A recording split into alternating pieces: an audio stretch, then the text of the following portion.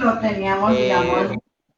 Listo, muy buenas tardes para todas las personas que nos acompañan de nuevo en esta ocasión.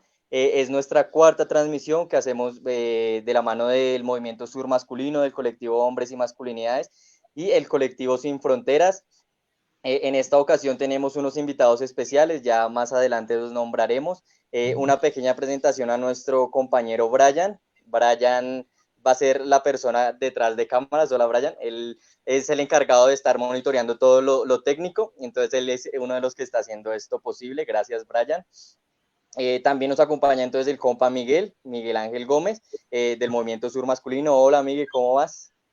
Y entonces, bueno, estamos muy emocionados, con muchos nervios, pero con muchas ganas hoy de conversar muy chévere durante esta hora y media. Gracias, Miguel. Sí, como decía, es la cuarta transmisión luego de pasar por el tema de hombrías desde el barrio, cuestionándonos cómo ha sido esa construcción de la masculinidad acá desde los barrios del sur de Bogotá, desde Bogotá, una ciudad tan sectorizada, tan dividida.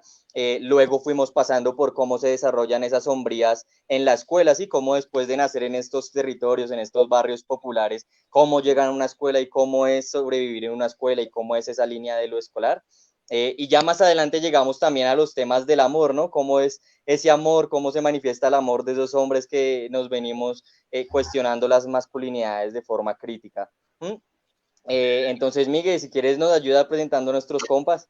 Bueno, así es. Digamos que nuestra intención, hoy nuestro espacio, el que hemos preparado con mucho cariño para quienes nos han venido siguiendo en estos programas, la conversa de hoy es Hombrías por Generaciones y es una conversa internacional.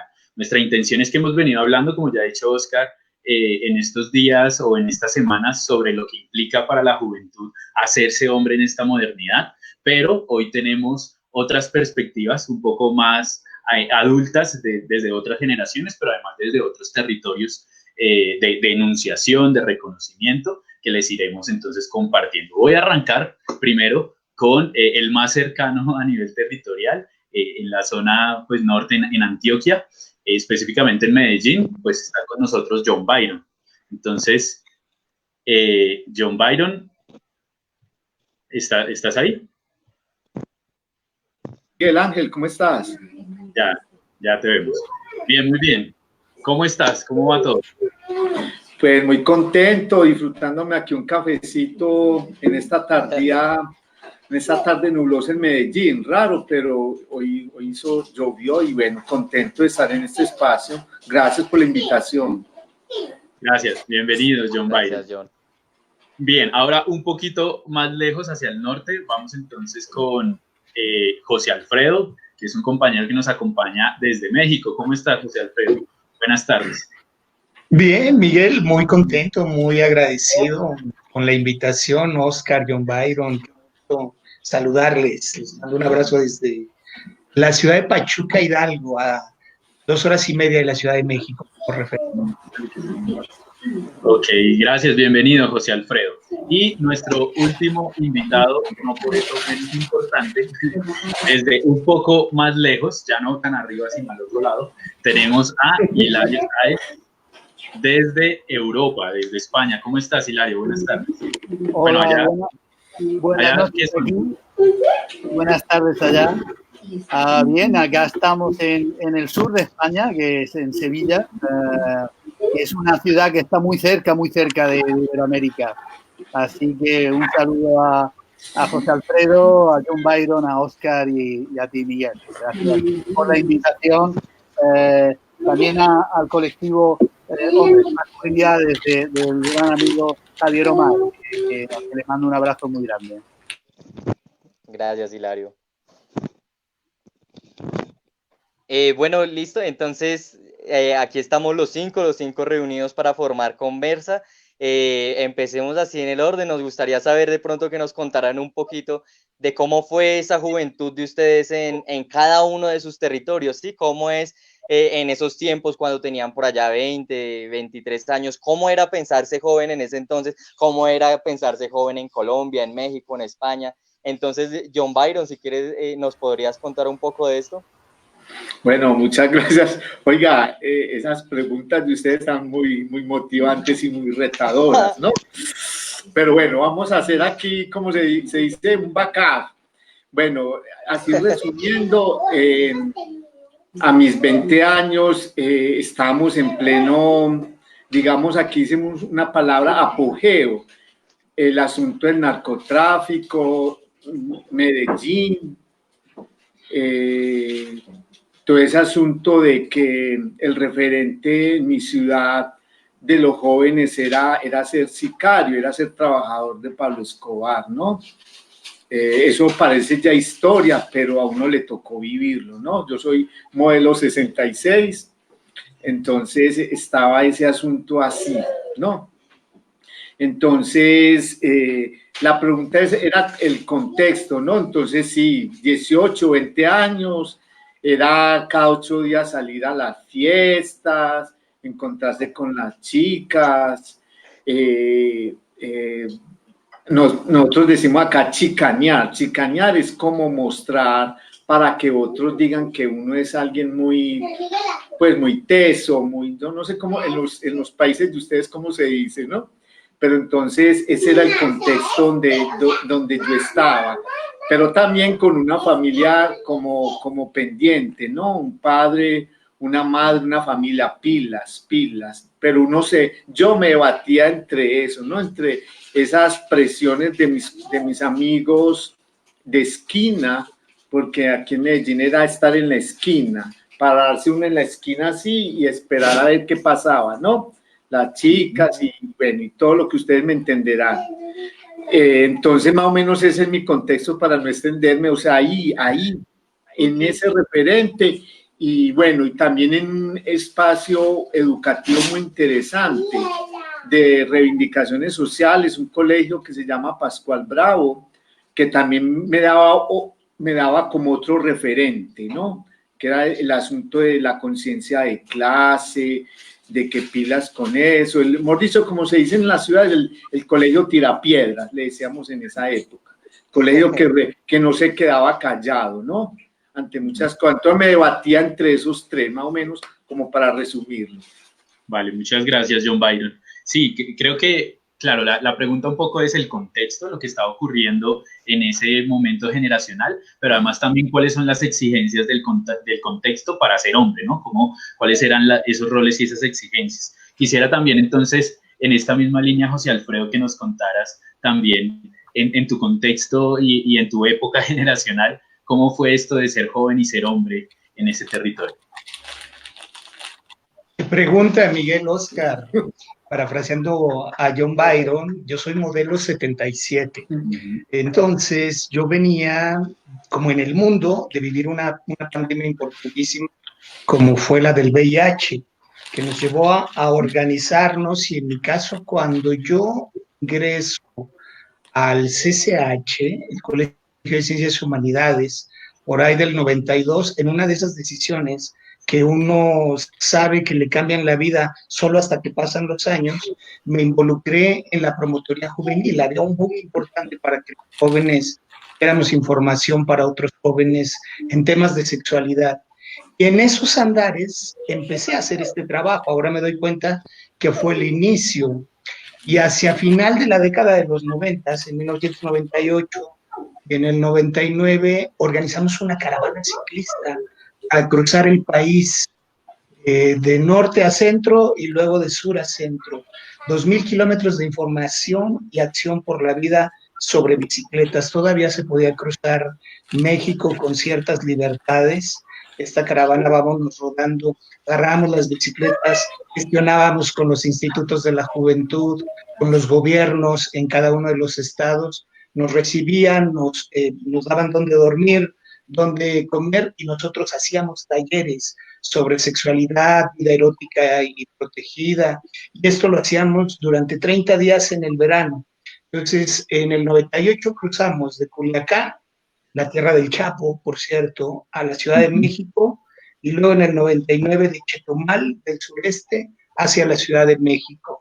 Este recorrido que estoy planteando hoy día es impensable. Es una tierra tomada por el narcotráfico, de eso ustedes conocen muy bien porque ha sido una apuesta la colombiana por restablecer el tejido social Y esa era la preocupación en ese momento. Hoy en día el tema en México se ha agudizado terriblemente y cada vez descomponiendo peor. Recuerdo que mis referentes eran Salvador Allende, un discurso impresionante que da en la Universidad de Guadalajara, donde justamente lo que sostiene que ser joven, no ser revolucionario, es una contradicción incluso biológica. Y yo recuerdo haber tomado clases y mi edificio, el edificio C, tenía enfrente un mural impresionante de el Che Guevara y de la URRE, que era la Unión Revolucionaria Estudiantil. Que me determinó, por supuesto, mis convicciones, mis ideologías, buena parte de mi juventud.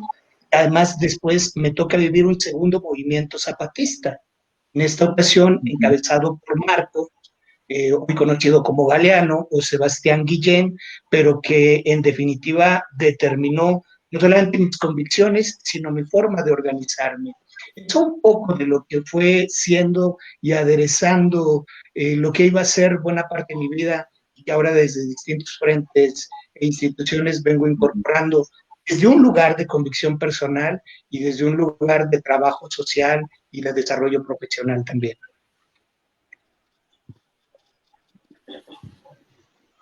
Bien, muchas gracias, José Alfredo.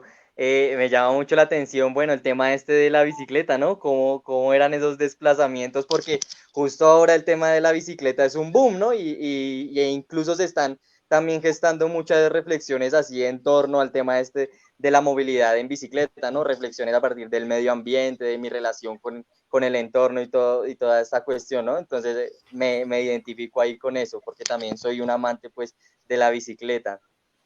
Bueno, en esta misma línea entonces, Hilario que nos saluda desde España, ¿qué nos podrías comentar acerca de esto? ¿Cómo era ese contexto allá en tu juventud? Bueno, yo en los 80 tenía 20 años y estaba enredado en todos los movimientos que acá nos planteábamos un cambio radical de la sociedad, en los movimientos ocupas de Berlín, en todas las movilizaciones contra las guerras y por la paz en Londres. Y estaba viendo una etapa como muy militante en ese momento.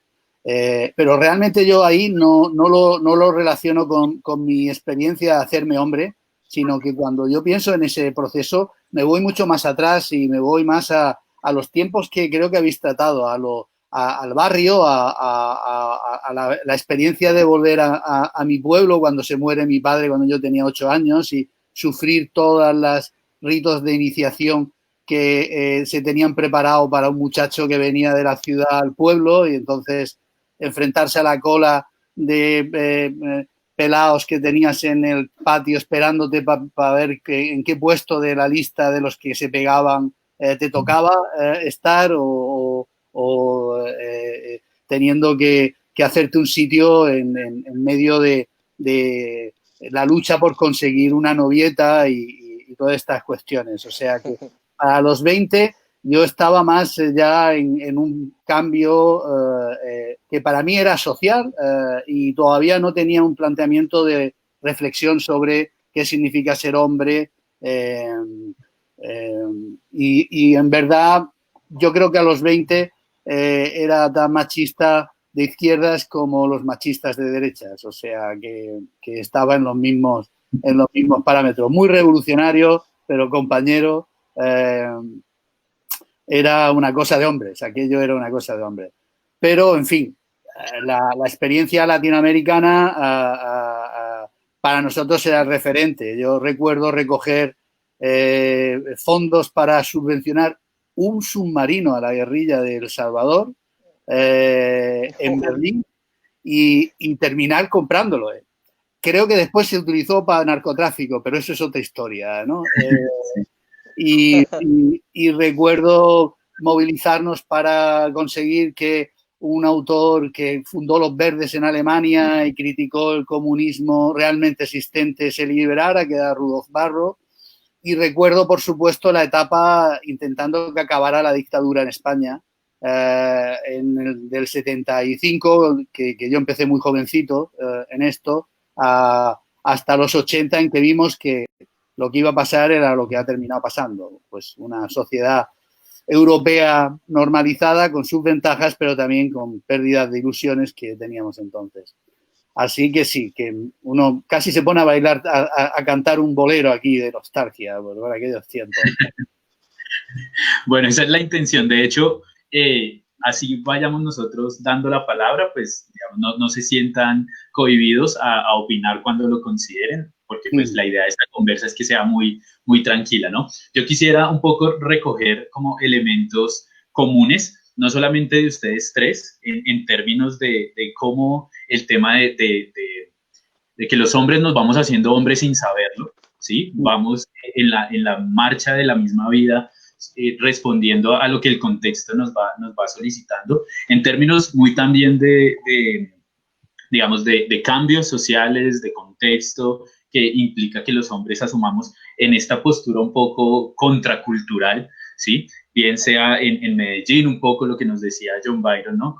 Como este tema de hacerle frente a ese ideal de no ser sicario, pero también ser un joven con otra postura, en todo el tema también de irse identificando en este tema de ser joven y no contradecir la biología como lo plantea Allende, ¿sí? Y también todo este movimiento pues, de los 60s en Europa, que va de alguna manera, digamos, me llama mucho la atención el tema de lo militante, yo los estaba apuntando por aquí, ¿no? Cómo todo esto nos va posicionando como hombres. Y ahí, digamos, le doy la palabra también a mi compañero Oscar para conectar de cierta manera con lo que nosotros estamos viviendo, esta nueva generación, que vamos asumiendo también un nuevo cambio, ¿no? De hecho, la pandemia nos llega en un momento en el que América Latina, por ejemplo, e incluso Francia ya se venían en algunos espacios, y otras experiencias de Europa de movilización, de cambio, de transformación, de que ya no queremos más. Entonces, un poco, contémosle un poquito también, Oscar, lo que hemos también conversado estas tres anteriores, y cómo hemos sido nosotros hombres en esta juventud. Bueno, sí, no sé si de pronto estuvieron ahí conectados a nuestro primer programa. Fue el primero, como les había dicho anteriormente, Hombrías desde el barrio, y lo escogimos, digamos que no fue un tema de la nada, sino que fue un punto de partida, ¿sí? Partir de nuestra realidad, de cómo me tuve que formar yo como hombre. Entonces tocábamos temas también como que es un territorio socialmente con muchas problemáticas de empobrecimiento, de violencias, de robos, de acoso, ¿sí? En el colegio en el que yo estaba habían muchos problemas de embarazos a temprana edad, ¿sí? Y era un poco ese contexto en el que nos movíamos yo y mis compañeros también de acá del barrio, ¿no? Era un poco así como nos formábamos como hombres, sin darnos cuenta, claro. Hay reflexiones que surgen, claro, uno, digamos que hay un momento en el que uno se cuestiona cómo es que estoy siendo yo hombre, y creo que eso parte también de algún suceso, bueno, que nos hace a nosotros simpatizar con este tipo de movimientos. En mi caso creo que fue también la experiencia personal aquí desde casa, el ver las labores de mi mamá todos los días, el ver la labor de mis padres. Hubo un suceso que me marcó muchísimo, que fue algún día que yo estaba chiquitico, más o menos quinto de primaria, y yo salía de mi casa y observaba como un hombre le pegaba a su pareja, bueno, yo no sé si era su pareja o quién era, le pegaba a una chica, pero de una forma así violentísima, con un palo en la mano, y mi reacción fue siempre como quedarme así parado, mirando, con esas ganas de querer hacer algo, pero tan chiquito y tan indefenso que no podía hacer absolutamente nada. Entonces sí son esas cosas de aquí del contexto que a uno lo van rompiendo, que van marcando como ese punto para generar ese cambio pues de pensamiento, ¿no? Y digamos que así es como va uno llegando a partir de estas experiencias no tan positivas a este proceso. Es eso. Sí, yo quisiera nuevamente, entonces, ¿cómo ya un poco nos contaron el contexto, nos contaron cuáles las exigencias que nos pedía el contexto para ser hombres, de eso hemos conversado? Ya un poco José Alfredo se adelantó un poco, y es que vayamos contando cómo fue esto de irnos acercando ya al cuestionamiento de la hombría, ¿sí? Desde nuestros territorios. Cuando nos damos cuenta en que, pues madre, bueno, yo aquí he venido ganando reconocimiento, he ganado algunas compañeras, mujeres, he venido posicionándome, he ganado discurso en la lucha social, y eso también atrae, ¿no? Todo esto nos va cruzando como hombres, pero ¿en qué momento decimos, uy, bueno, aquí como que hay algo malo, ¿no? desde experiencias también alternativas. Ya lo decía Oscar, por ejemplo, desde la bicicleta, por ejemplo, cómo puede ser este medio ya una práctica contracultural que va en contra de toda una industria alrededor de la explotación, de recursos naturales, bueno, y toda esta discusión que tendremos más adelante. Pero digamos, en el caso de John Byron, ¿cómo es esto de irse haciendo hombre paisa en Colombia y luego llegar a chocarse y a cuestionar esa masculinidad? Muchas gracias. Estas preguntas se van poniendo todavía más carnudas, como decimos por acá. Bueno, miren, yo estaba aquí también como elaborando, porque eso es muy bonito, uno va saldando y va también recobrando. Yo quisiera plantear, digamos, eso que en la terminología de masculinidades es como el punto de quiebre, como la fisura a ese modelo hegemónico, pues hablando de manera un poco más técnica, ese modelo hegemónico, ese modelo machista de ser hombre. Yo creo que en mi vivencia fue ver esa contradictoria o esa paradójica, ese referente mi papá, ¿no? Cuando lo veo derrumbarse, ¿no? Porque, claro, brevemente soy el mayor de la familia, hombre, y mi padre fue hijo único hombre, y el abuelo de él fue hijo único hombre. Entonces un asunto ahí de linaje, un asunto del que hay mucha presión. Cuando yo nací, mi papá estaba en una rumba impresionante, fueron mis abuelos a ver a mi mamá al hospital y ni siquiera la saludaron a ella. Alzaron la cobijita del bebé, o sea, mía, a reconfirmar si hiciera un varón, para hacer una fiesta de 3 días los dos abuelos, por parte de mi madre y por parte de mi padre.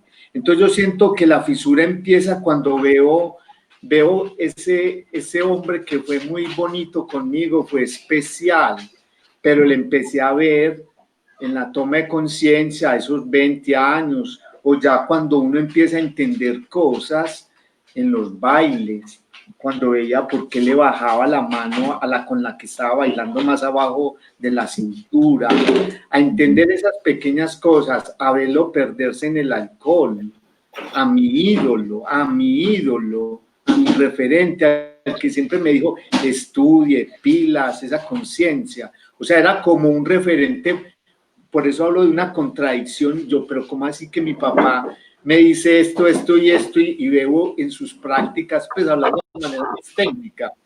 Entonces no sé cómo hablar a veces, y como John Byron, no hablar como el profe de género, ¿no? Entonces, como John Byron. Pues no van a entender el cliché. Entonces, para mí era muy, muy tremendo eso, o sea, como que mi papá, ese hombre que tan amoroso conmigo, pero era conmigo, aclaro, no con mis hermanas, era conmigo. Entonces, verlo derrumbarse, a mí no, aquí hay algo, ¿no? Aquí hay algo que no me... Y también con algo que yo hoy decidí llamarlo mis aliados, mis ángeles o mis padres simbólicos. ¿Por qué? Porque eran vecinos, amigos mayorcitos. Pues mayorcito era que yo tenía 17, 18 y ellos 24, 25. Y me decían, parce, usted es distinto. Pilas, mío, pilas con eso. Para no nombrar cosas aquí así como que me pueden comprometer. O sea, pilas. Pilas es como advertencia para José Alfredo y para Hilario. O sea, ojo, pues cuando me veían pues muy descarriladito, que chicas, que en fiestas, y me decían, pilas, usted es distinto, Byron, pilas. Entonces yo con el tiempo los empecé a valorar como gente que me llamó como la atención, que me hizo, hey, pilas, ojo. Entonces yo sentía que me empezaba como qué pasa acá, ¿no? Entonces ahí yo sentía algo, ¿no? Y cuando digamos, mi padre no nos deja, o sea, y no nos deja ni por una mujer ni nada, sino por terminarse de autodestruir, ¿no? En el alcohol. Y mi madre muy berrionda sigue sola, ¿no? Con nosotros. Entonces yo sentí, esto no va, o sea, yo no, o sea, ¿cómo así? Yo que el heredero, que el varón, el mayor, y yo ahí sentí que, como que, no sé si, como cuando traquea una rama de un árbol, aquí pasa algo, no estoy de acuerdo con esto, me indigna ver a mi madre llorar, no estoy de acuerdo, más o menos lo sintetizo para, digamos, como decimos en Colombia, no entrar en catarsis, más o menos ahí lo sintetizo y no extenderme, pero sentí que no estaba de acuerdo como con los privilegios que estaba recibiendo por ser el mayor y ver como muchas cosas en mi familia, en mis hermanas con las que no estaba de acuerdo. En esa época yo no tenía todos esos asuntos teóricos y esos de género, ¿no? Yo no estaba de acuerdo, algo me traqueó, ¿no? Más o menos ahí lo dejo, como para entender que ahí fue donde me hizo el clic. Hizo el clic. Bien, bien. Hay un punto aquí que nombra John Byron que a mí se me hace interesante y es hablar el tema de la herencia, ¿no? Cómo es que se van heredando estas cosas que no simplemente se hereda el apellido, el nombre, ¿no?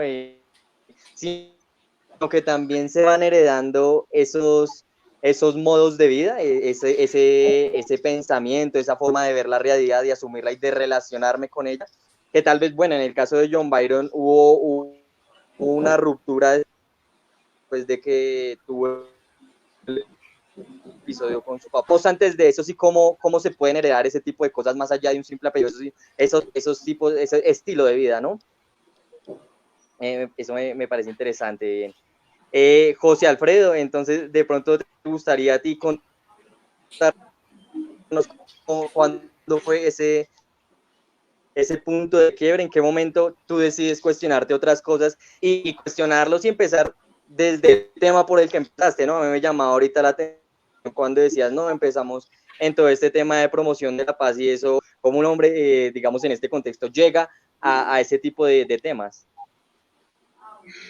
Sí, hoy me doy cuenta, Oscar, que no precisamente lo elegí, justamente llegaron y después los abracé con todas mis fuerzas.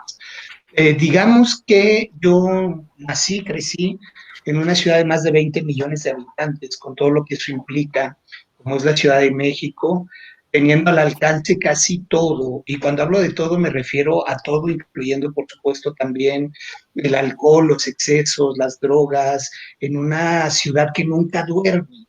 Y probablemente el punto de quiebre en un primer momento se da, yo distingo como dos factores. Por un lado, el miedo, o sea, me doy cuenta que soy sumamente miedoso.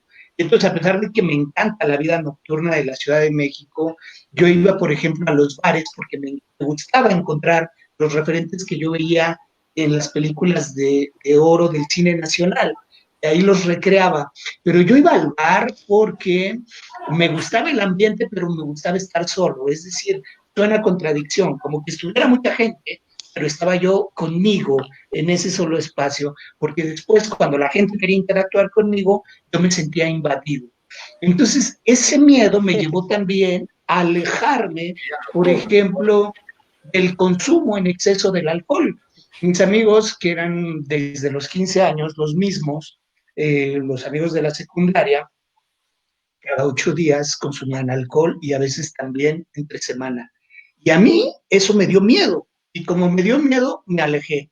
Entonces, por un lado, reconocer que eso me confrontaba y me ponía en riesgo, me llevó a decidir muy temprano a alejarme y a no incorporarlo a mi vida. Eso me ahorró algunas conductas, porque renuncié a los excesos cuando reconocía el riesgo, pero no es sino hasta muchos años después cuando confronto con mi propia construcción.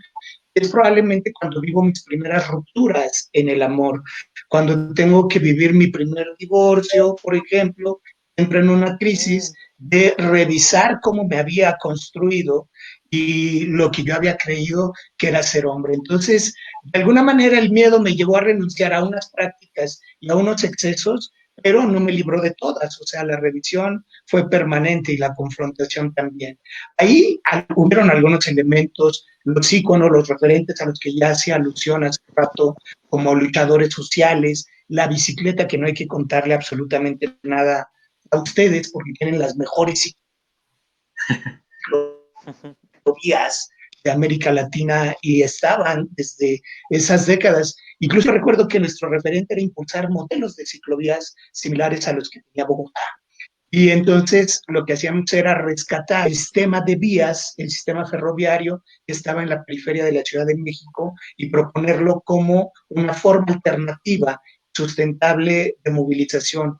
Ya está muy incorporado, ya hay ciclovías, ya hay reglamentos en la Ciudad de México, pero es otro tema cuando nos vamos a las zonas rurales.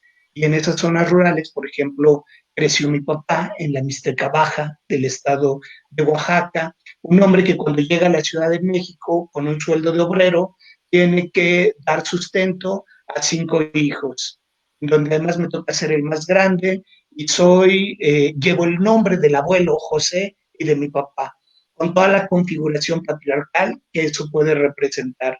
Pero es una revisión que va a llevar mucho tiempo y mucho trabajo después desde lo personal y desde lo profesional.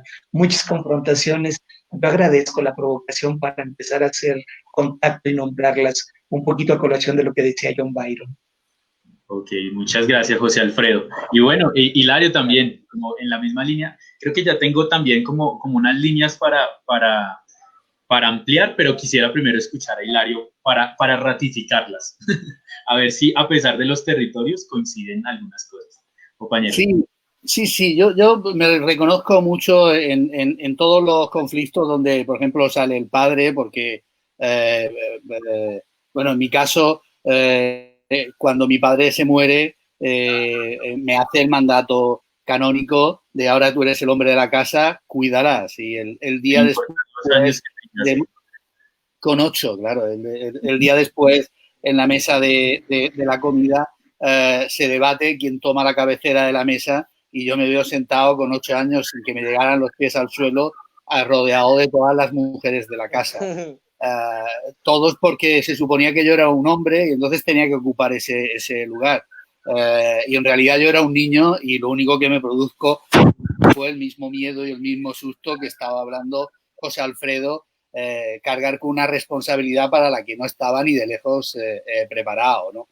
Creo que por eso todo ese proceso de juventud yo fui ajeno a cualquier reflexión sobre la condición masculina, también porque hay diferencias generacionales en la conversación.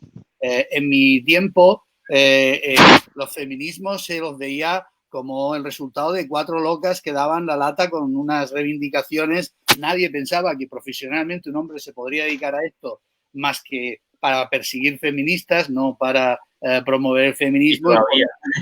Claro, y por lo tanto, para mí, la primera reflexión es que a mí no me gustaría llamarlas quiebras. No lo veo como un proceso en el que uno es de una forma y de pronto ya cambia y es las nuevas masculinidades que se están hablando.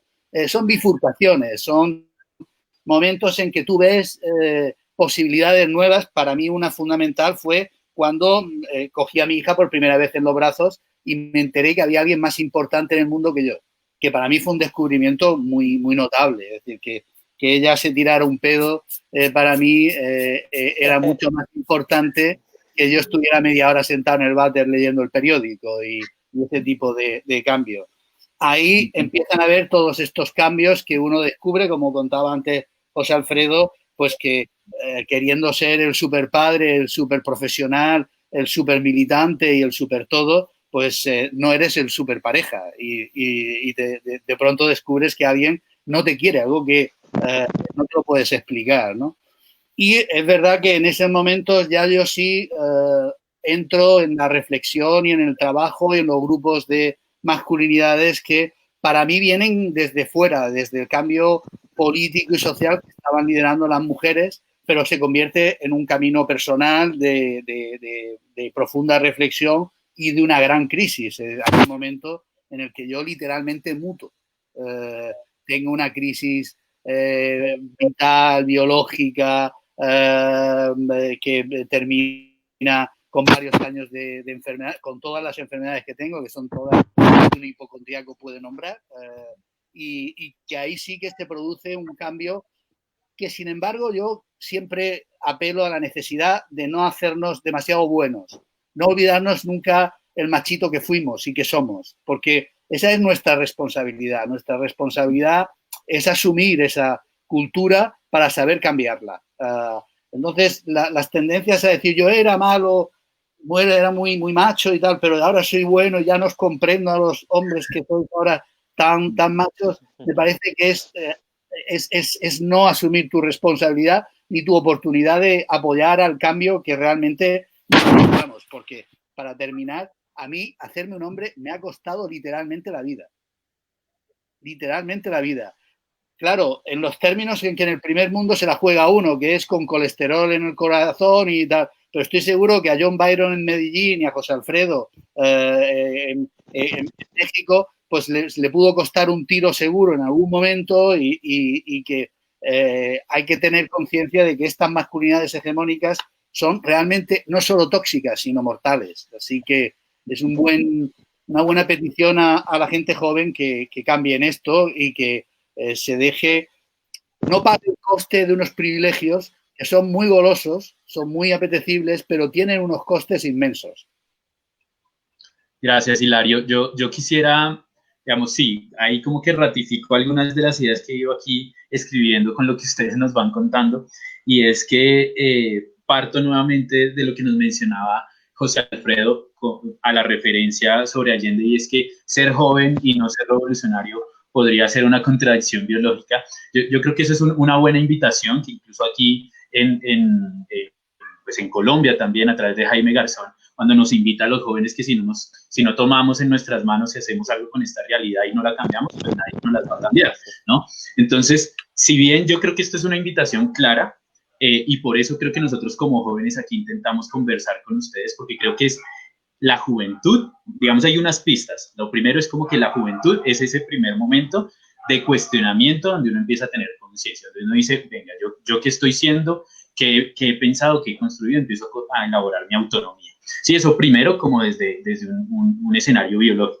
Pero lo segundo sí tiene que ver, y por eso la intención de esta conversa mucho más libre, no tanto como el profe, como el tallerista, como el profesional, sino como el ser, como el hombre, y es que lo relacional, lo más puramente, incluso corporal cercano, desde mi relación con mi mamá, con mi papá, con mi pareja, con mi hija, es lo que nos lleva a cuestionar, ¿no? Yo creo que esto es supremamente clave a partir de cualquier territorio global, lo podríamos decir, pero que también nos invita, por ejemplo, a nosotros como hombres, ya lo mencionaba Oscar, hombres jóvenes también, cómo nos vamos acercando y qué es lo que nos genera esa contradicción, esa confrontación o ese punto de quiebre en alguna de estas perspectivas, a nosotros como hombres jóvenes, ¿qué nos lleva? Entonces, por ejemplo, Oscar ya nos venía contando también el tema del amor, el tema del cuerpo. Si quieres, cuéntanos un poquito más y ahí avanzamos.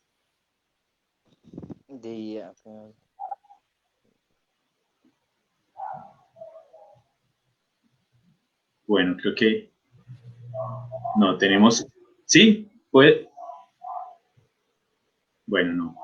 Sí. Vale, mientras Oscar regresa, entonces, bueno, un poco en lo que venimos conversando es, pareciera que hay unos comunes denominadores, ¿sí? En los distintos territorios que nos van exigiendo una forma específica de ser hombres, desde el protagonismo, desde las relaciones con las mujeres, desde nosotros ser el centro, sea desde un extremo o desde el otro a nivel ideológico o a nivel, digamos, específico. Bueno, cualquiera de estos referentes, ahí nosotros nos vamos haciendo.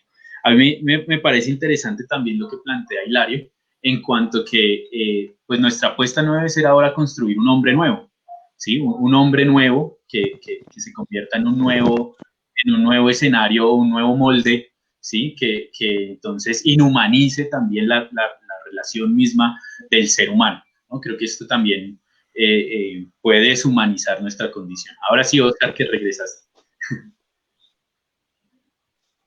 Sí, qué pena. Yo creo que, bueno, el escenario virtual, esta es una de las cosas que nos plantea, ¿no? Y es que hay veces hay problemas técnicos aquí con internet. Miguel, qué pena, ¿me podría repetir la pregunta otra vez aquí? Sí, un poco de la conversación, y es nosotros también cómo nos conectamos con este cuestionamiento como hombres jóvenes. Claro, hay algo que yo quería resaltar, bueno, me quedaría de pronto por confirmar, John Byron, no sé si él es padre, ¿no? Pero por lo que entiendo, José Alfredo y Hilario lo son, ¿sí? ¿John Byron también? Yo creo que ahorita ya lo tengo, pero de antemano les digo, ahí la acabaron de ver en pantalla, y yo fui padre a los 48 años. Okay. Bien, gracias. Yo Gracias, tengo John que Byron. decir, Sí, lo tocaba. Ajá. Dime, ¿qué? yo ¿Qué ibas a tengo que decir, decir Hilario? que además de padre soy abuelo. Ah, ok. Toda una experiencia. Vale, sí, y ¿por qué el tema de la paternidad es el que me llama a mí tanto la atención, ¿sí? Y es porque justamente, claro, ahorita que hablábamos de la herencia y de cómo a partir de generaciones pues se van heredando los sueños también, yo creo que esta idea del padre y de la familia incluso es un sueño muy heredado de tiempos antiguos, ¿no? Yo creo que en contraste un poco con la juventud, incluso encontramos que la juventud ahora muchas personas no quieren ser padres ni madre, ¿no? Y siento que eso de pronto sí marca un poco esos cambios que nos propone ahorita la nueva era, ¿cierto? Que se mueve más en términos de no lineales, no tanto una línea del pensamiento así como secuencial ni nada de esto, sino que es un poco una línea de pensamiento un poco más diversa, ¿no? Un poco más diversa, de mucho hacer, donde cuenta más un poco la intensidad que la duración. Y siento entonces que aquí el tema de la familia es un punto que se recalca así mucho, y es cómo van cambiando estos paradigmas de vida, ¿sí? Estos referentes de vida, donde claro, anteriormente tal vez el sueño para un hombre era tener mi casa, tener mi familia, tener mi hija, ¿sí? Y claro, y ahora de pronto no son los sueños de los hombres actuales, ¿no? Y se me hace que ahí hay un análisis interesante, ¿no? Sería un poco el punto ahorita que contrastaría yo ahí, ¿no? No sé qué piensa de pronto José Alfredo, que está haciendo caras, de pronto te mueve algo esto. Hace mucho sentido, querido Oscar. Sí, creo que los intereses son determinados un poco por el momento histórico, político, social que atravesamos, y en este sentido también las nuevas formas de organización social. Es decir, por ejemplo, los jóvenes urbanos ahora lo que hacen es construir comunidades para poder pagar el arriendo y compartir el mismo espacio Claro. social. Esta nueva colectividad lleva al reconocimiento de otras formas de hacer familia, que no tienen que ver con el lazo consanguíneo, que tienen que ver con la afectividad. Y algo similar también está pasando con hombres y mujeres, diría una escritora mexicana, otoñales, pensando hacia la tercera edad, crear una comunidad donde cuidarse a partir de un proyecto social en donde podamos compartir los cuidados. En mi caso, el ejercicio del paternaje sí me dio la posibilidad de vivir una faceta, digamos, que menos tóxica a las anteriores. Es decir, yo he sido marido, mal marido, ex marido, otra vez marido, y esos aprendizajes de alguna manera me llevaron a colocarme en un lugar desde lo personal. Pero lo que sí me salía un poquito mejor era el cuidado, era el acompañamiento en el desarrollo de otro ser, y además me divertía. Tanto que cuando el Grillo, mi hijo, empezó a crecer, yo decía, ¿y ahora qué hacemos con la música y con la literatura que habíamos acumulado durante la primera infancia? Y pues ahora es mía y la disfruto muchísimo, ¿no? Pero estoy convencido que si yo tuviera mucho dinero, también tendría muchos hijos. Es decir, pero se vuelve una decisión que también está determinada con base en dos factores. Por un lado, la responsabilidad, y otro lado, los modelos económicos y de organización política y social. Sí creo que lo que decía Allende era una metáfora, pero que también podía determinar una convicción y una organización social. Creo que lo volvería a hacer igual, elegiría la militancia, me equivocaría exactamente igual, y solamente hay que voltear a ver los movimientos sociales en el sur. Santiago, Bogotá, antes de que acabara el año anterior, y por supuesto de que se declarara la pandemia, descansaba su fortaleza en las organizaciones juveniles. Entonces ahí, en esa apuesta casi irreverente, en la que no se duda, sino uno se atreve y lo hace, descansa mucho en la verdadera transformación social. Gracias. No sé si alguno de los dos también quiere agregar algo. Hilario, John Byron. No, es que abrieron, digamos, el abanico así, mejor dicho, ahora sí la detonaron porque salen cosas muy interesantes. No, yo simplemente un comentario corto. Yo a veces he visto y siento que, digamos, aunque a uno le tocaron unos referentes como ustedes plantean, pues de familia, todo, pero yo también veo en mis sobrinas, tengo sobrinas profesionales, mi hija tiene 5 años. Y bueno, ese también resignificó mucho mi vida, ¿no?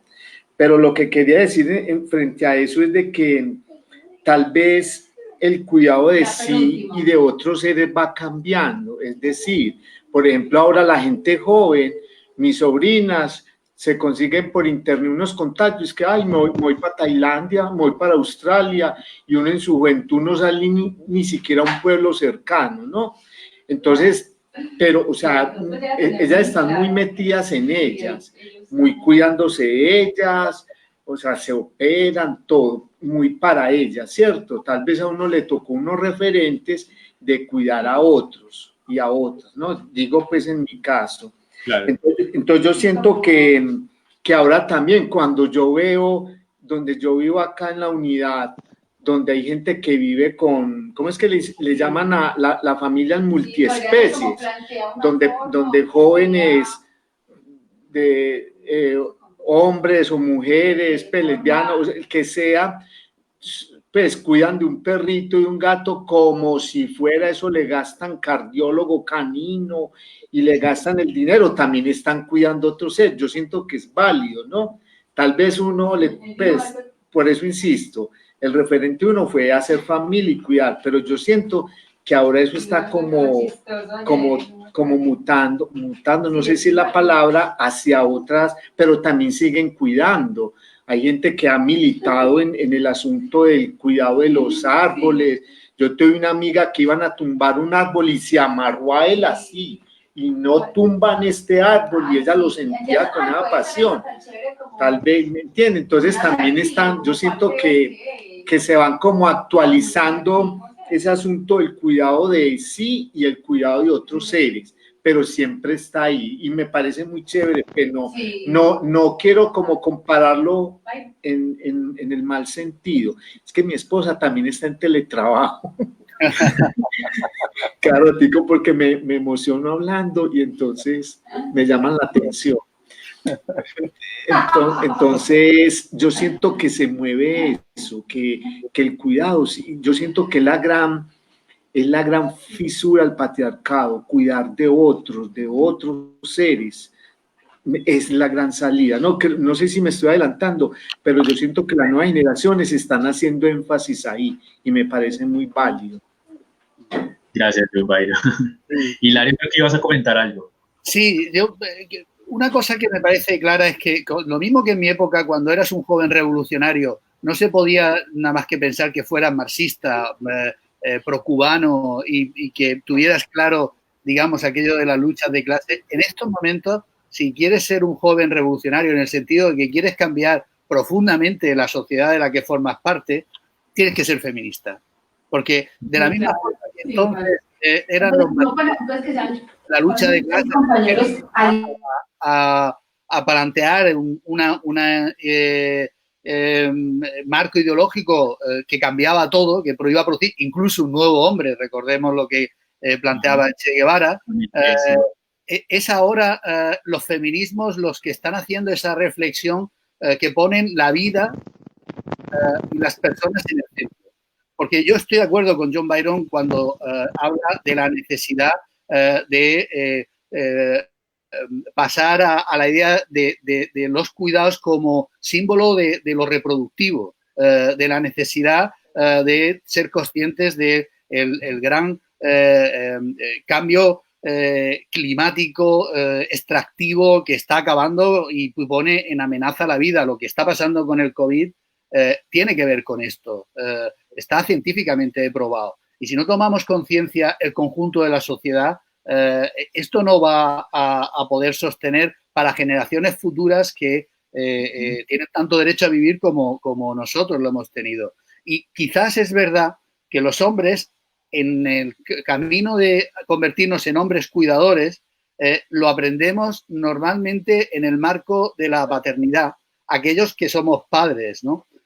No obstante, a mí me parece que los cambios en paternidad ha cambiado mucho la forma de paternaje. Cuando yo era pequeño, mi madre me decía, cuando venga tu padre te vas a enterar. Y ya con esto hacía de padre mi padre. Mi padre era el que no se enteraba de lo que pasaba. A mí eso nunca me lo permitió mi ex y por eso se convirtió en ex. Como yo no hacía la labor de crianza que tenía que hacer, me dijo, no, yo no te lo voy a criar, ahora lo tienes que criar tú. Y ese es el reto que enfrentamos y que en el que aprendemos ese cambio del cuidado. Sin embargo, yo que ahora soy abuelo, tengo que deciros que de la misma forma que uno aprende a ser hijo cuando es padre, uno empieza a tener alguna idea de qué es ser padre cuando es abuelo, cuando ya no sirve para nada, porque las generaciones más jóvenes crían de su forma y todo lo demás. Pero hay una cosa que uno sí aprende, y es que el tema no está en el cuidado de los hijos. El cuidado de los hijos es una responsabilidad con la que tienes que asumir desde el momento en que tienes una relación sexual sin medios para que no haya procreación. Pero la responsabilidad no está solo en cuidar a tu hijo. Eso todavía es patriarcal.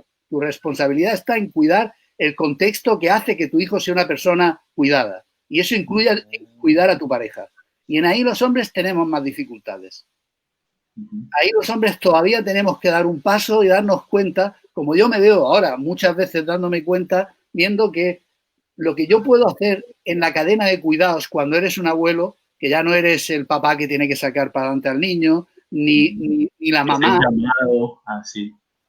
y que estás en una esquinita mirando a ver cómo puedes ayudar, porque de pronto sí que se te va la vida en ello, sí que de pronto tú ves que es algo súper importante para ti. A lo mejor es acercar un vasito de agua a tu hija cuando está dando el pecho. A lo mejor es ayudar a tu mujer que ayuda a su hija a seguir haciendo. Pero formar parte de esa cadena de cuidados es un privilegio en realidad. Porque si no eres parte de esa cadena de cuidado, te estás muriendo como se están muriendo todos los viejitos del mundo con la epidemia del COVID. Que sí, es una cosa que nos debería hacer pensar los que ya tenemos algunos añitos. Antes hablaba José Alfredo de preparar esto para crear comunas para envejecer juntos y tal. Los hombres envejecemos muy mal. Muy mal. Yo quisiera con esto que se abre aquí, que nuestros siguientes comentarios vayan alrededor de estas reflexiones que ya vamos construyendo, pero alrededor también de la coyuntura actual, ¿sí? Cómo un hombre que se cuestiona la masculinidad recibe esta lógica ahorita global que nos invita al cuidado, ¿sí? ¿Cómo ha sido nuestra experiencia? Porque es lo que hemos un poco conversado, planeando esta conversación con ustedes, es que pues también la coyuntura, digamos, no ha sido la principal generadora de la crisis, sino que es una crisis que ya viene hace muchas generaciones, hace mucho tiempo, pero que la pandemia la hace visible, ¿sí? La desnuda, dice Javier Omar, o la descuaderna, dice, ¿sí? Entonces, ¿cómo los hombres nos damos cuenta que ni los hombres, o sea, lo relacional, ni el Estado, ni los gobiernos, ni las lógicas de desarrollo estaban preparadas para decir hay que poner el cuidado en el centro, ¿sí? Entonces, los hombres que no hemos entrado en esa lógica de manera tradicional, ¿cómo nos relacionamos nosotros específicamente o cómo percibimos esa cuarentena? Entonces, no sé, José Alfredo, si te animas. ¿Cómo ha sido para ti estar encerrado en la casa, pues pendiente del cuidado, dando lugar al cuidado? Bueno, yo soy bastante doméstico, yo soy mucho de casa, yo bromeaba un poco porque me resultó la vida como el meme, es decir, no sabía que le decían cuarentena a mi estilo de vida. Y es que yo cuando no estoy capacitando, cuando yo no estoy fuera trabajando, estoy generando cosas, monté la oficina en casa y entonces a mí en lo general me va bien. Digamos, es como si el mundo se hubiera alineado a mi ritmo. Y yo creo que mucho en este sentido tiene que ver con una decisión personal que tenemos que asumir los masculinos. Pero uno se hace responsable de sus propias revoluciones, porque si bien hay un sueño, hay un horizonte, hay una utopía que perseguimos y soñamos que ojalá que este desnudo, esta exposición frente a la que se vieron los modelos económicos y políticos les pusiera en jaque, no somos inocentes y sabemos que acabando la contingencia sanitaria, la gente va a salir desbocada a incorporarse a esa normalidad, a esa dinámica social que ya era lacerante, que ya nos había hecho daño, pero que creemos que necesitamos. Y entonces las sociedades de consumo se van a volver a activar, las prioridades se van a volver a ocupar de la gente en esa escala donde lo material parece ser lo más importante, aun cuando estos 2 meses hemos aprendido a sobrevivir con lo que teníamos, con lo básico, y hemos explotado los grandes placeres en las pequeñas cosas. Yo creo que esa apuesta tiene que ser primero una decisión, y después de que lo incorporas como un estilo de vida, se puede abrazar como una posible palanca de transformación social por más. Y ahí somos muchos los locos, somos muchos los soñadores y nos estamos juntando. Yo creo que va a ser un proceso, va a llevar un tiempo, pero no vamos a dejar de insistir, lo vamos a seguir configurando. Creo que mucho desde ese sentido, el cuidado va a descansar en una fortaleza, la colectividad, pero no hablo desde el cuidado, desde la idea romántica, donde nos toca cuidar únicamente a los más pequeños, sino me refiero a un cuidado colectivo que nos puede de alguna manera activar nuevos dispositivos para hacernos cargo de todos, de todas, incluyendo por supuesto a los más vulnerables y a todas las especies, ¿no? Y el cuidado también hacia los adultos mayores, ¿no? No la romantización del cuidado, porque quienes hemos practicado el cuidado sabemos que no es lindo, es cansado, que terminas exhausto, pero que vale la pena de alguna manera establecer nuevas dinámicas de organización social. Creo que por ahí un poco lo veo, sí implica renuncias de asumir responsabilidades. Yo no sé cómo le fue a John Byron y a Hilario, pero en México estaba muy instalada una práctica de maltrato,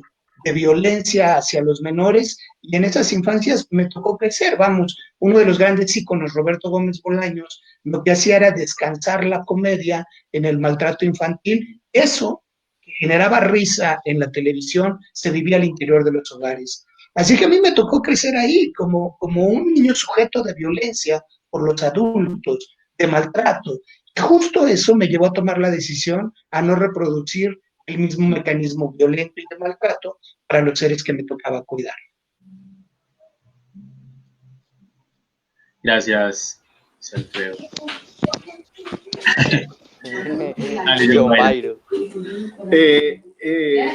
Ahorita ustedes que son como los organizadores, para que saluden gente muy linda que está ahí. Veo que hay Iván Castro, para que le peguen el saludito, porque qué bonito la gente que está haciendo ahí comentarios. Un saludo para todos y todas, ahí como decimos acá en Colombia.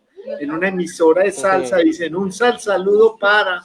Bueno, yo quería compartirles lo que a mí me ha pasado con este asunto del COVID. Bueno, yo soy profe en una universidad, yo soy trabajador social y bueno, ahora estoy en unas misiones muy bonitas allá en la universidad y yo creo que ese asunto es tema de otro conversatorio pues en relación a lo que estamos haciendo frente al tema y creo que eso distorsiona un poco lo bonito que está pasando acá, entonces no lo voy a mencionar, pero sí compartirles que el primer momento es el 14 de marzo cuando nos llega un comunicado, quédense en la casa, no se me olvida que fue un 14 de marzo.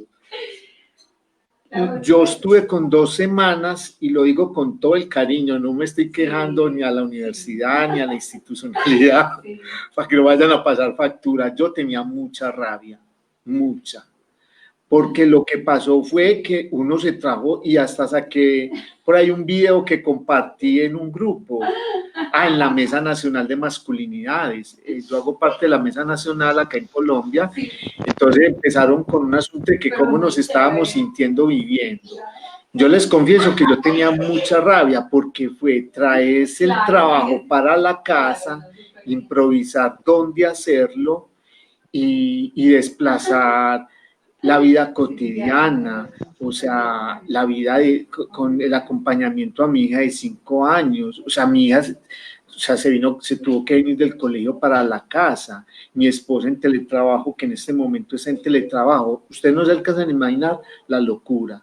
Entonces yo, o sea, y el montón de trabajo, porque estamos en un asunto de reestructuración académica en el programa, no, una locura. Yo no me acomodaba y sentía mucha rabia porque, ¿cómo así?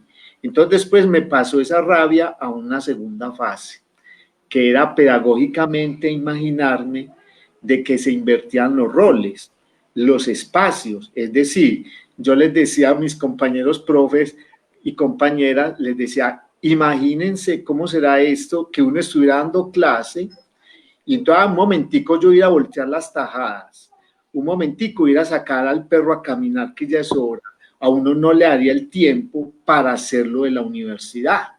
Entonces yo veía una incompatibilidad entre la vida de acá de casa con la vida laboral y siento que es muy pesado todavía, ¿no?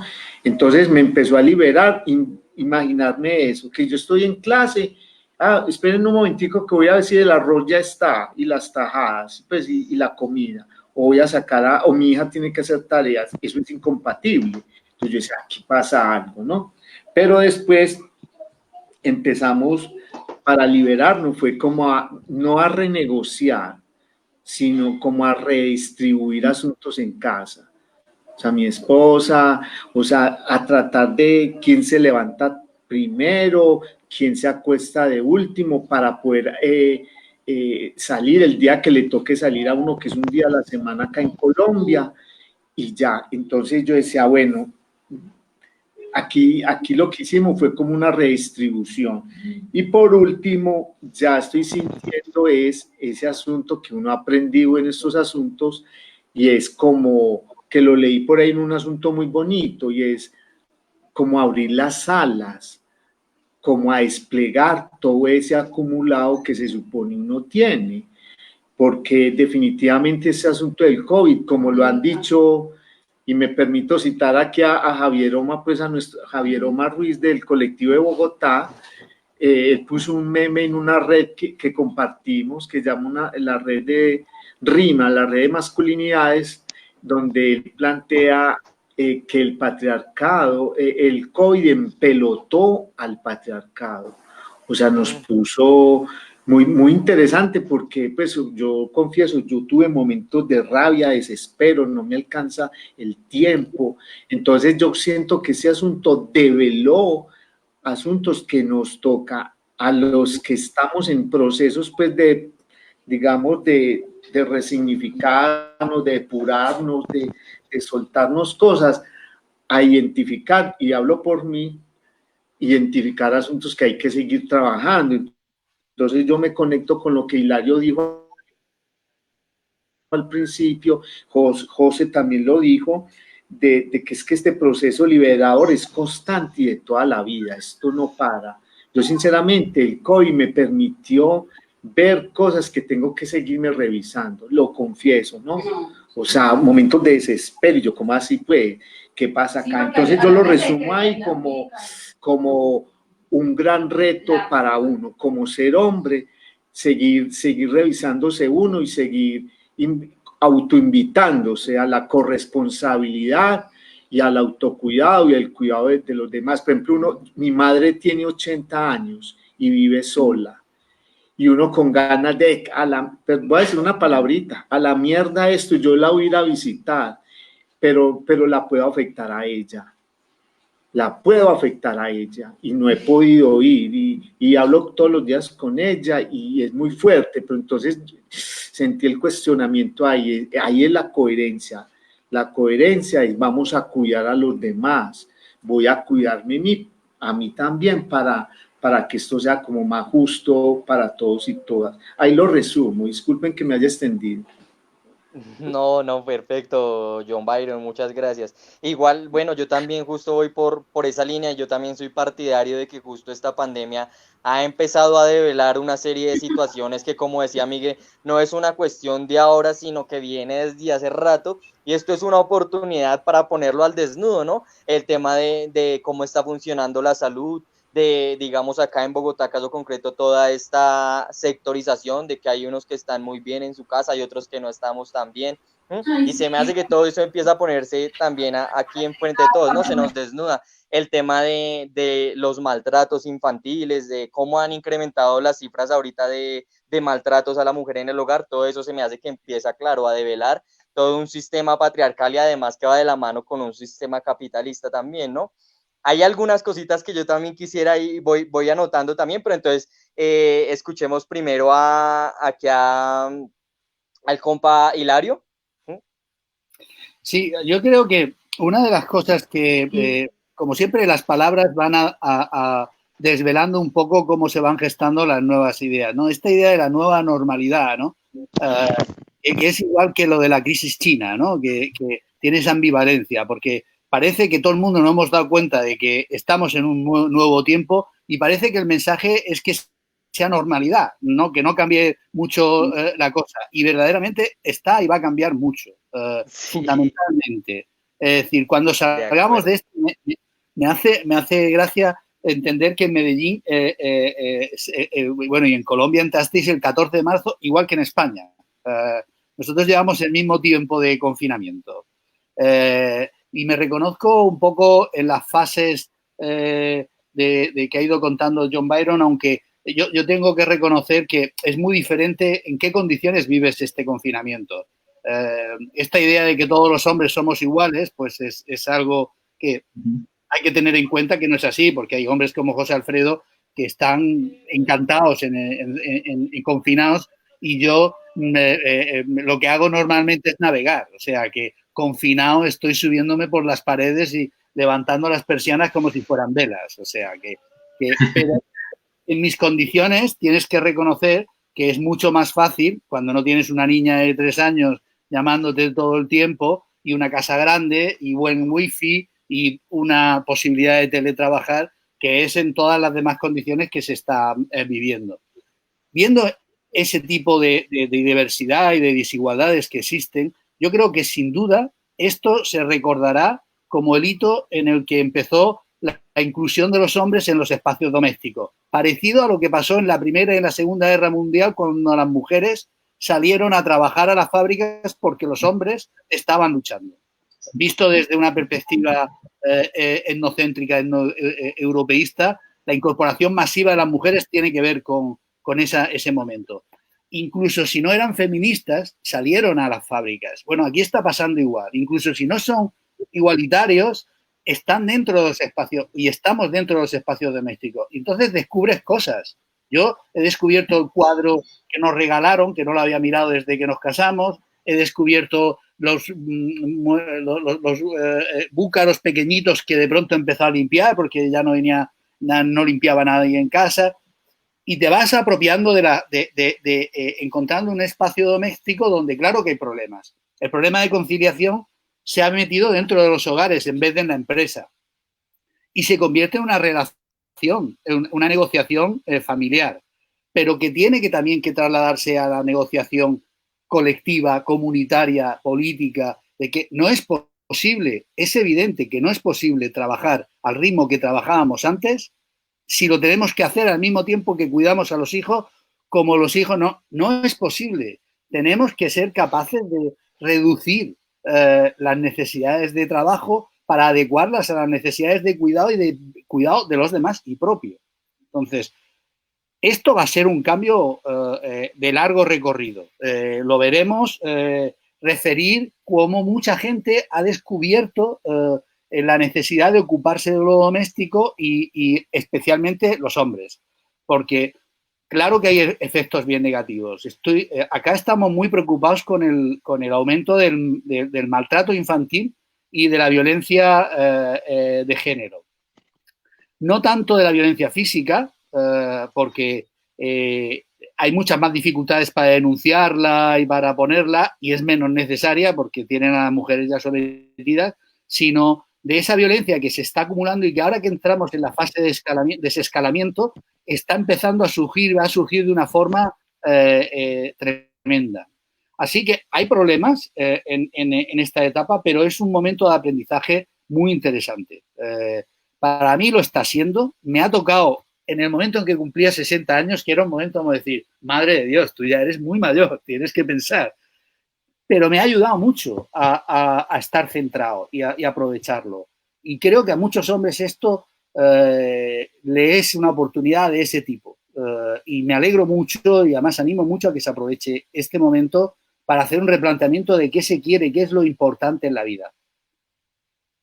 Bien, gracias, Hilario. Yo creo que ya ahorita vamos a ir perfilando la conversa hacia allá, ¿no? Hacia qué hacer ahora. Por el momento, entonces, me gustaría retomar algunos elementos que bueno, los pongo en contraste de mi experiencia personal y es cómo yo he llevado la cuarentena, ¿no? No me atrevería de pronto a hacer una lectura de lo juvenil en general, pero sí cómo este joven se ha vivido esta cuarentena y digamos que a partir de una reflexión y es cuando nosotros decidimos plantear este espacio de hombrías por generaciones, nos tenemos que hablar de generaciones y de, bueno, ha cambiado la generación, qué es lo que la marca y qué es lo que la hace tan diferente. Y llegamos al tema de que no es cuestión de edad. Lo que marca aquí el cambio generacional es más una línea del pensamiento, sí, que se viene dando por la llegada de todo este avance tecnológico que nos pone a nosotros, a los jóvenes, en una dinámica totalmente diferente, sí.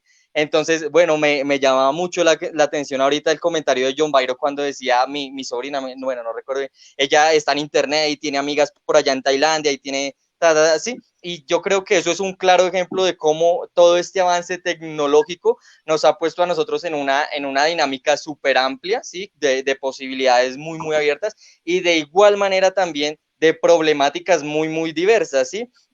Entonces un joven tal vez, digamos ahorita yo la lectura que hago es que la juventud está claro, luchándose por muchas cosas. Ahorita una cosa es entonces, unos estamos luchando contra el patriarcado, otros lideramos luchas contra el capitalismo, otros luchamos contra todo este tema de la colonialidad, todo, se van como dando todos estos frentes de lucha diversas que lo van poniendo en una dinámica uno también muy de estarse moviendo, ¿sí? No es tan lineal, digamos, John Byron decía, claro, yo me veo ahorita confinado y de pronto como, bueno, puede que esa línea de pensamiento que se diera antes sea un poco secuencial, pues entonces él dice, tengo que dar clase y tengo que hacer el arroz y tengo que estar pendiente de mi hija y además tengo que dar, y no me da la cabeza para todo eso. Yo digo, bueno, tal vez el joven es un poco diferente, porque como ya estamos en esta lógica de pensamiento tan diversa, entonces todos los días uno está enfrentándose a esto, a que tengo que estudiar y aparte tengo que ahorrar para viajar y aparte mi proyecto de vida es este.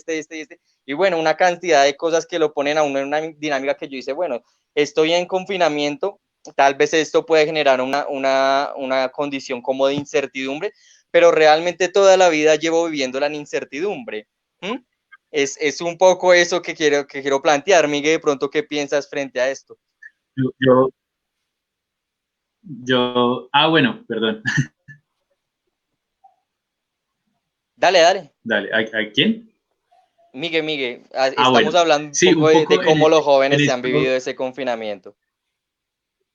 Sí, en esto último que tú mencionas, de hecho, creo que, digamos, ahorita la palabra común, pareciera a nivel global, además de COVID y de pandemia, es el tema de crisis y de reinventarse, es la palabra ahí de moda, ¿no? Entonces, yo creo que, claro, nuestra generación en términos de, como lo plantea Oscar, que hemos llamado nativos digitales, no necesariamente por el acceso material digamos, a la tecnología en sí misma, sino la lógica como se mueve el mundo desde lo digital, así seas un hombre indígena, así seas un hombre campesino, así seas un hombre afro, digamos, desde esta misma lógica, creo que entrar en esta dinámica, precisamente los jóvenes o estas nuevas generaciones, hemos estado en crisis, digamos, de identidad y de proyecto constante, ¿no? Total. Un poco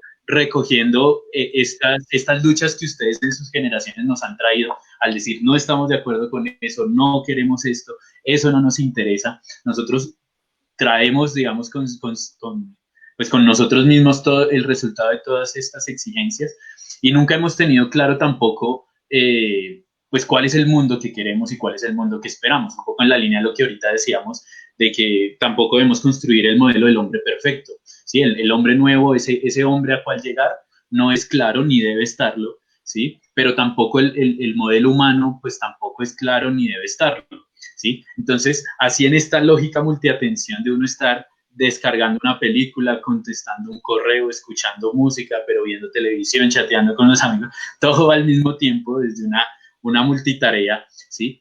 Esta claridad sobre el mundo, creo que vamos un poco coincidiendo desde lo que no estamos de acuerdo, lo que no queremos, ¿sí? Unos mínimos, unas bases que nos permitan no construir un mundo posible alternativo, sino otros mundos posibles, ¿sí?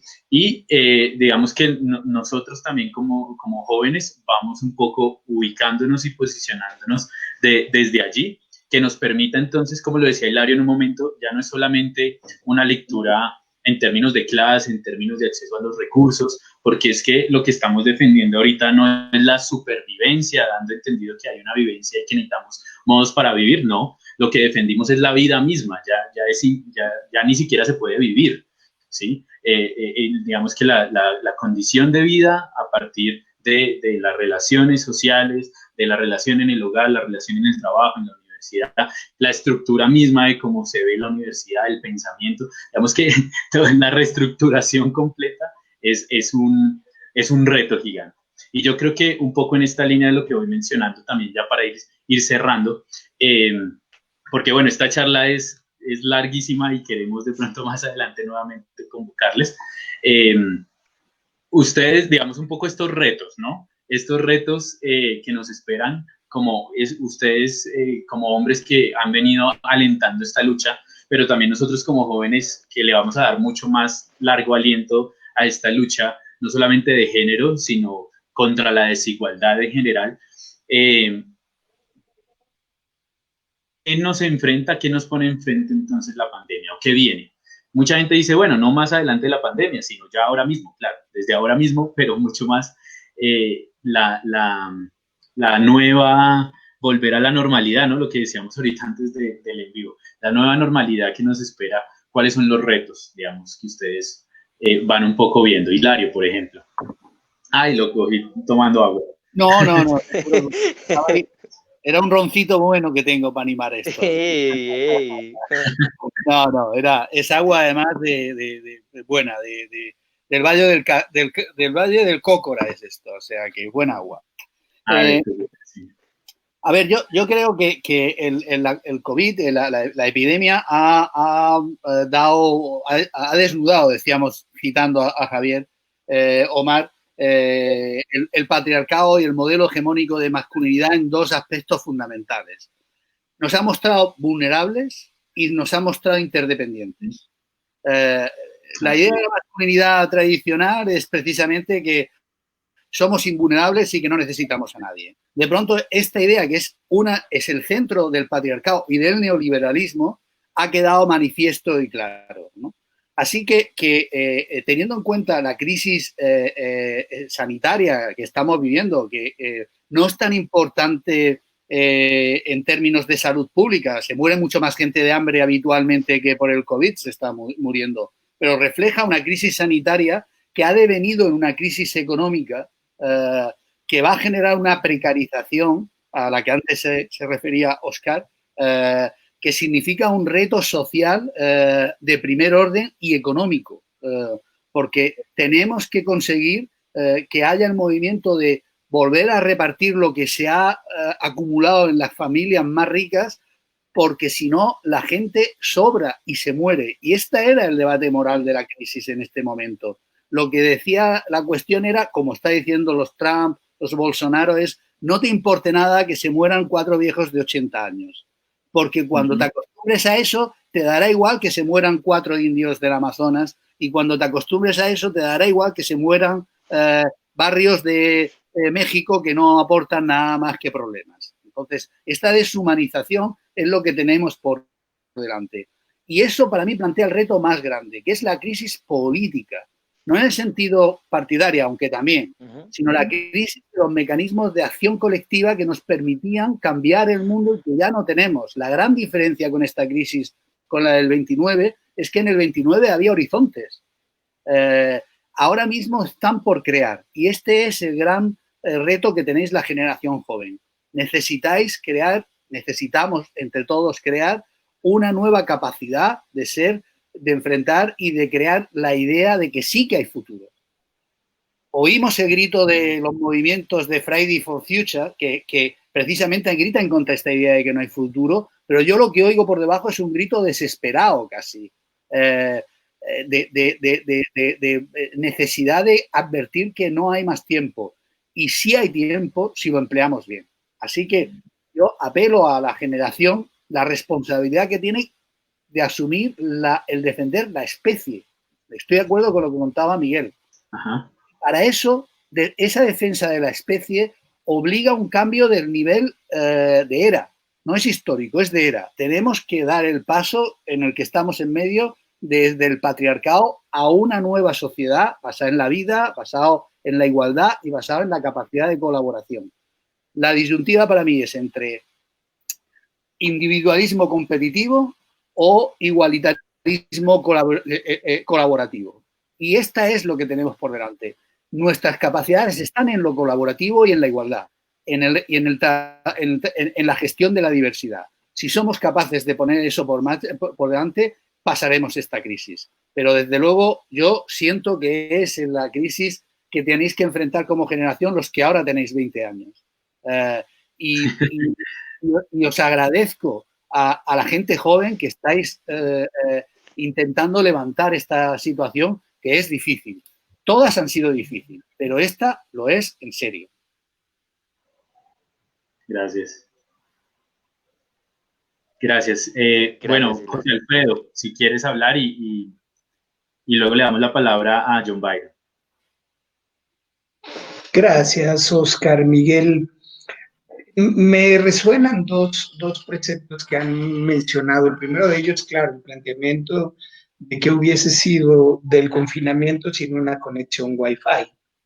Y seguramente hubiese sido otra la forma de organizarse y otro el estilo de vida. Sí pudo determinar el cómo estar comunicado hacia afuera, pero también creo que no necesariamente tiene que ver con un tema generacional, es decir, ni de optimización. Por ejemplo, yo tengo un suegro que en su tercera edad consume tecnología y está conectado con el mundo más que yo todo el tiempo. Creo que estas herramientas posibilitan el acceso, la comunicación, pero no necesariamente nos conducen hacia el bienestar. El bienestar descansa en muchísimos otros factores y eso también nos lleva a reconsiderar las apuestas que estamos haciendo. Por ejemplo, apostarle a la educación a través del Wi-Fi sin ni siquiera valorar que este fenómeno se tiene que interpretar también con una variable de clase y que hay zonas que no tienen conectividad y que las prioridades son otras. Pensar en esas otras necesidades en función de lo que decía Hilario nos tiene que humanizar y nos tiene que llevar a ser solidarios, porque el componente del género es una de las herramientas para poderlo entender, pero la clase, la edad, en este diálogo que ustedes están planteando son determinantes también para analizarlas. Y por otro lado, por supuesto que si bien es esta fuerza y es este empuje juvenil, es el resultado de lo que bien mencionabas, Oscar, y es que no hay certezas. Y como no hay certezas, como nunca hemos tenido nada, pues tampoco tenemos miedo. Esa ha sido la determinante en la que descansó la movilización social en Chile y en Colombia, ¿no? Se metieron con la generación que no tenía nada. Y como no tiene nada, pues ahora lo puede arriesgar todo y puede desafiar todo. No sé si es una buena o una mala noticia, pero es que también es una posibilidad a la que tendríamos que abrazarnos en esta nueva reconfiguración. El virus llegó para quedarse, la vida no va a ser la misma, vamos a socializar desde otra forma, vamos a ir a las escuelas de otra forma, vamos a estar en el transporte público de otra manera. No me imagino, no alcanzamos a calcular, pero lo que sí no nos puede pasar es pensar que una vez acabada la contingencia se terminó el problema, o que llegando la vacuna se terminó el problema, porque pudiera ser la trampa más fuerte que pudiéramos comprar. Muchas gracias por propiciar este diálogo, no solamente intergeneracional, sino internacional. Les agradezco mucho y les mando un abrazo. Gracias, José Alfredo. Bueno, ya queríamos las palabras de despedida para más adelante, pero bueno, ya te vas adelantando. John Byron, te escuchamos. Ay, no, yo pues por lo emotivo, ya me terminé de desconectar del rol de profe, ¿no? Entonces quiero emotivamente como hablar de unas ideitas que alcancé a apuntar así. Bueno, lo primero es que yo al comienzo empecé a hablar de gente bonita que ha llegado a mi vida, ¿no? De que yo los nombraba como padres, como ángeles, como aliados. En masculinidad hablamos de los hombres aliados, de los parceros.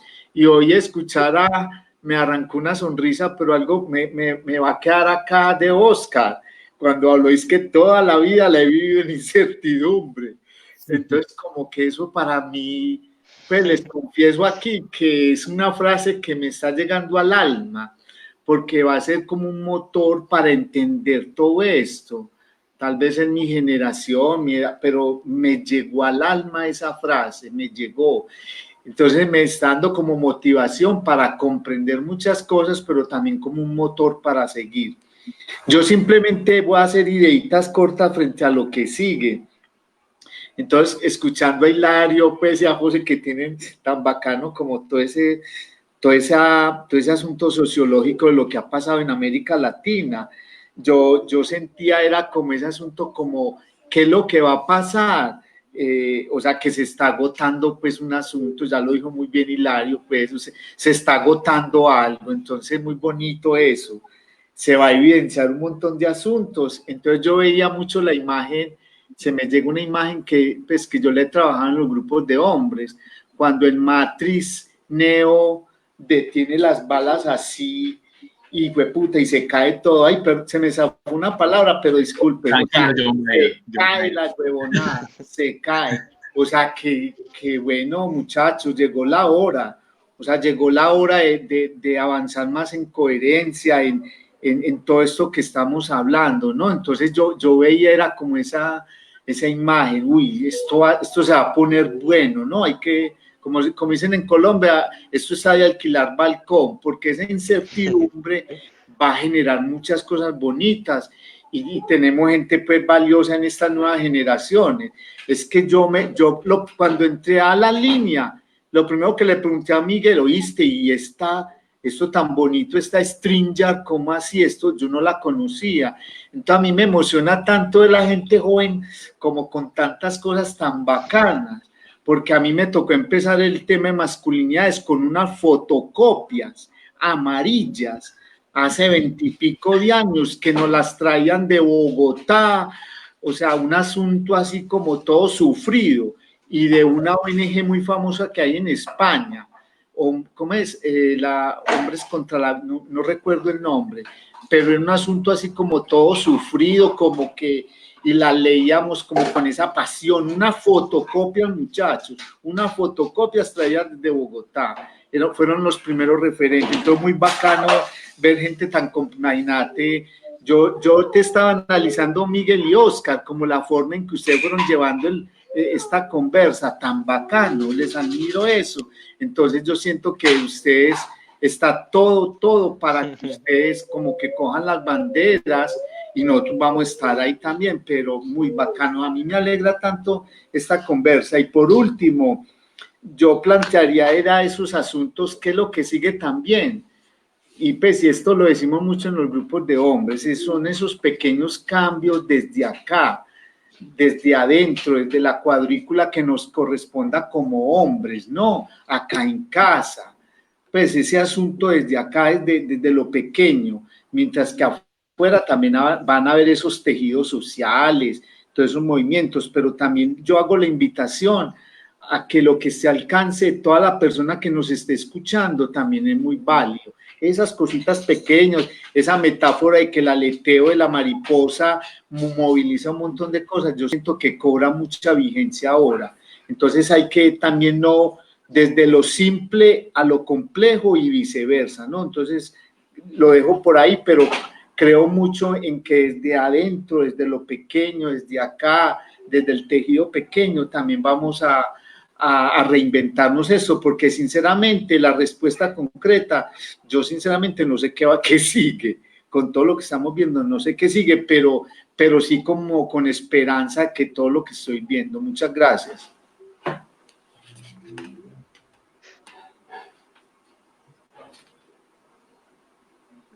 Gracias, John Byron, gracias, José, gracias, Hilario. No, yo también súper contento de este espacio, creo que es definitivamente muy, muy enriquecedor. Lo que yo diría de pronto que encerraría estas cosas que estamos diciendo y que sería como ese reto también para lo que se viene ahora, es esa lucha integral, que viene también dado, claro, nosotros estamos en este contexto de múltiples cosas, igualito de múltiples luchas, y siento que es el momento también en el que toda esa diversidad se tiene que transformar en una sola propuesta integradora, así que integremos todo esto y salgamos y demos a la realidad un giro de 360 grados. Entonces yo me quedaría como con esa palabra de lucha integral como la reflexión de hoy. Miguel, ¿tienes algo que decir?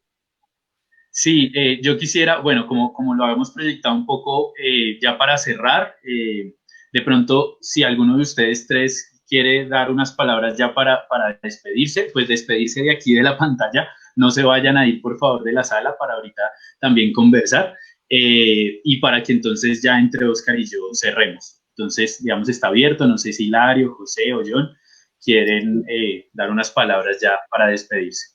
Sí, yo solo quería... Dale, Hilario, si quieres. Gracias. Yo solo quería decir que de las muchas cosas que estamos descubriendo es la capacidad de que la globalización no sea solo de los capitales financieros ni de los armamentos que se mueven por el mundo para matar gente, sino de las ideas bonitas y de la gente alegre. Que afortunadamente tenemos una lengua en común que nos permite comunicarnos y un medio para estar hablando juntos. En este tiempo de encerramiento yo no me encontraba más abierto y más cercano que nunca, que me gustaría que mantuviéramos esto y supiéramos aprovecharlo, porque también las experiencias son muy comunes. Son muy comunes, hay ya muy pocas, no hay tantas diferencias entre lo que pasa en el llamado primer mundo y en otras partes del mundo. Y creo que tenemos que aunar esa capacidad en la lucha integral. Así que os agradezco muchísimo el esfuerzo y las ganas por convocarnos y espero que sigamos encontrándonos en este nuevo espacio y que lo hagamos más libre y más igualitario. Gracias, Hilario. Abrazos para ti.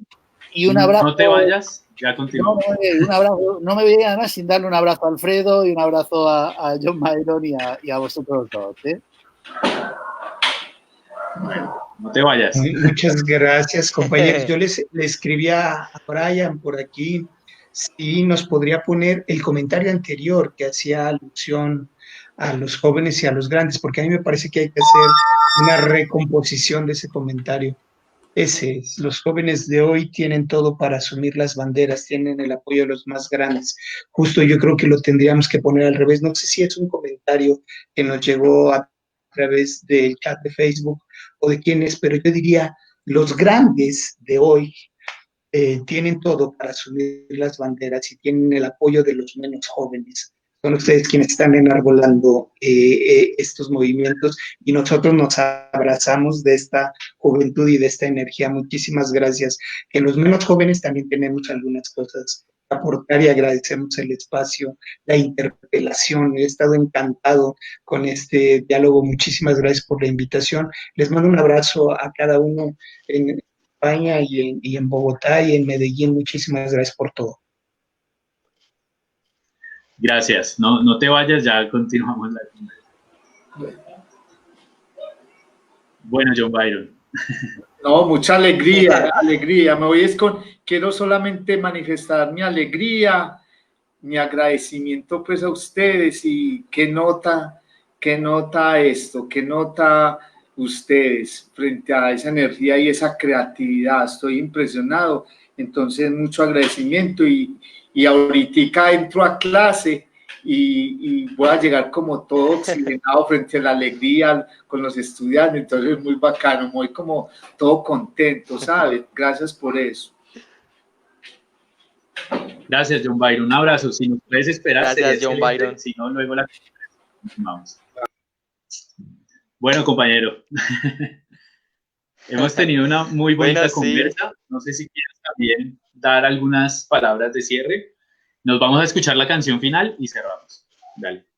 Eso no, pues nada, muchísimas gracias a todas las personas que se quedaron, que han venido acompañando también este proceso desde la primera hasta esta transmisión. De verdad que para nosotros es el apoyo más grande. Con muchísimas ganas de seguir trayendo aquí a este espacio muchas personas aquí invitadas de aquí del país, del resto del mundo. Muchas gracias también a Brian, estuvo allá detrás de cámaras con todo. De verdad que quedan aprendizajes muy lindos, la motivación a hacer redes, a hacer tejido social y a hacer transformación en definitiva. Bueno, también a ti, muchas gracias, Oscar, por esta compañía en la moderación. Ahí hicimos un muy buen equipo nuevamente. Yo quisiera recoger unas de las palabras que venían mencionando y frases de los compañeros. En primer lugar, el tema de esta lucha integral o esta modificación y este repensar no solamente en lo público, sino también en lo personal, poco haciendo alusión al principio feminista, y es que lo personal es político, y creo que esto es una necesidad importante de repensar, de posicionar. Y creo que también nuestra apuesta también que venimos construyendo desde el sur del mundo, en donde los pueblos originarios y a través de sus principios desde el buen vivir nos vienen también sumando en estos referentes de cómo poner la vida como centro, ¿sí? Incluso uno de esos principios, como hoy lo hemos hecho, es que siempre debemos estar de la mano bajo las enseñanzas, los aprendizajes y las experiencias de los mayores. Siempre escuchar a los mayores, y hoy creo que hacemos alusión a uno de esos principios. Entonces, sin más, pues agradecerles. Los esperamos también dentro de 8 días con una quinta conversa de Jóvenes Sin Fronteras. Les dejamos con esta canción de la Burning Caravan que se llama Las Historias de los Hombres, y que tengan buena tarde. ¿Listo? ¡Chao!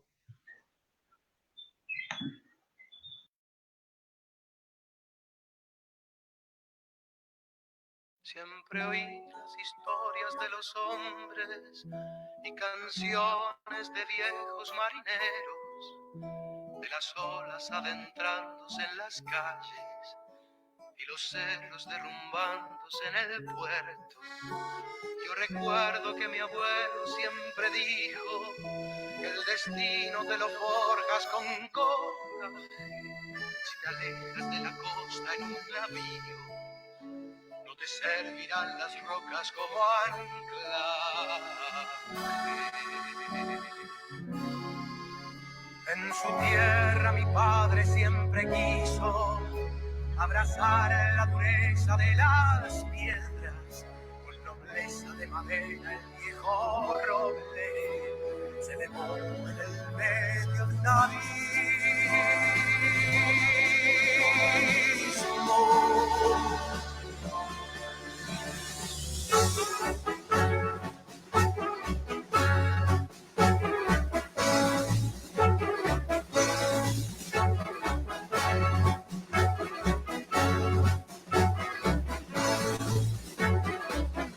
Con las anclas en el suelo, con la frente en las estrellas, con la fuerza de la rabia me levanto. Con las anclas en el suelo, con la frente en las estrellas, con la fuerza de la rabia me levanto.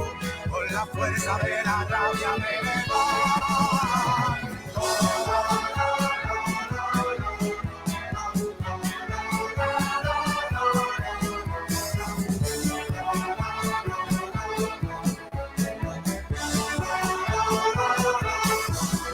Hace tiempo construimos nuestro nido en el mar más lejano de la costa, arrastrando brisa dentro mi equipaje, habitando cada día otro paraje. Las historias felices de tus hijos, los colores olorosos de los bosques, encontraste en otras tierras tus raíces, las historias de los viejos y su sangre.